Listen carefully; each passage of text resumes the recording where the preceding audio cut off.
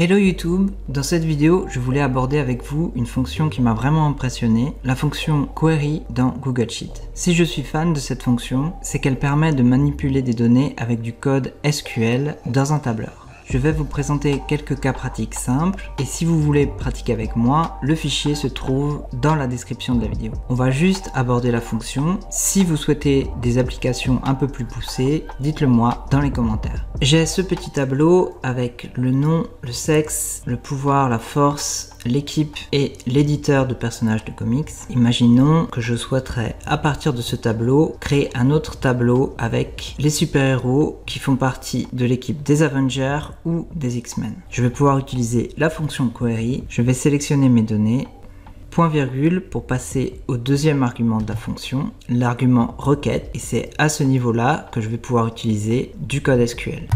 Je vais sélectionner toutes mes colonnes. Je vais utiliser la commande where pour placer mes conditions. Les équipes sont dans la colonne E, donc where E égale Avenger. Je vais utiliser la commande OR. À nouveau, une condition sur la colonne E égale X-Men. J'ai fini ma requête. Je passe au dernier argument avec un point virgule. C'est simplement pour spécifier à la fonction query où sont les en-têtes dans mon tableau. C'est la première ligne. Je ferme la parenthèse et voilà mon tableau avec uniquement les équipes Avengers et X-Men. Et bien sûr, comme il s'agit d'une fonction, si je modifie quelque chose dans mon premier tableau, donc par exemple ici ce sera la force de Spider-Man, c'est aussi modifié au niveau de ma requête. On va un petit peu jouer avec cette fonction. Imaginons que je ne souhaite pas toutes les colonnes, mais simplement la colonne A, C et D. Voilà mon nouveau tableau. Si je souhaite trier mon tableau, par exemple par ordre décroissant de force, je vais utiliser la commande order by sur la colonne D, puisque c'est la colonne qui contient les forces des super-héros, et je vais encore utiliser l'instruction desk pour un ordre décroissant. Ok, voilà mon tableau trié. Et si je veux simplement limiter ma requête aux 10 héros les plus forts des équipes Avengers ou X-Men, je vais utiliser la commande limite, donc limiter à 10. Voilà mon tableau final.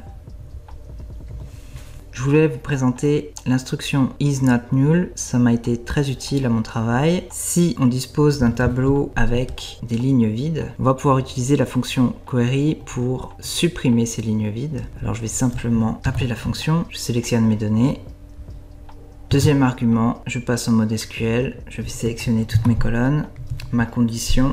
Je vais par exemple utiliser la colonne E et l'instruction isNotNull. Je passe au dernier argument de la fonction. Mes intitulés sont sur la première ligne. Je ferme la parenthèse et entrée. Voilà mon nouveau tableau sans aucune ligne vide.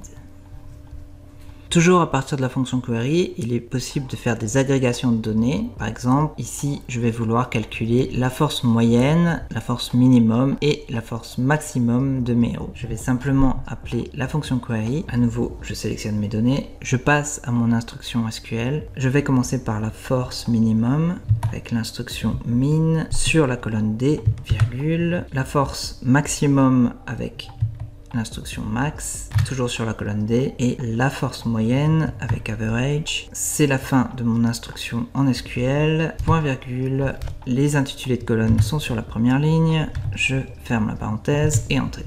Et voilà le résultat.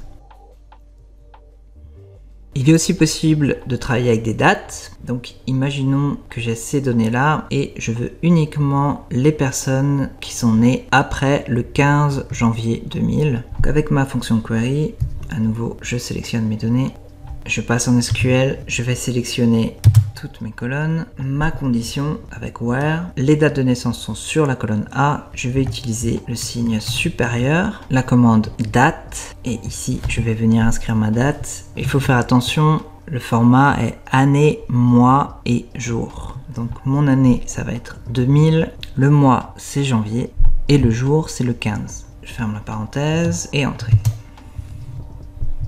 Et voilà ma liste. Uniquement avec des personnes qui sont nées après le 15 janvier 2000.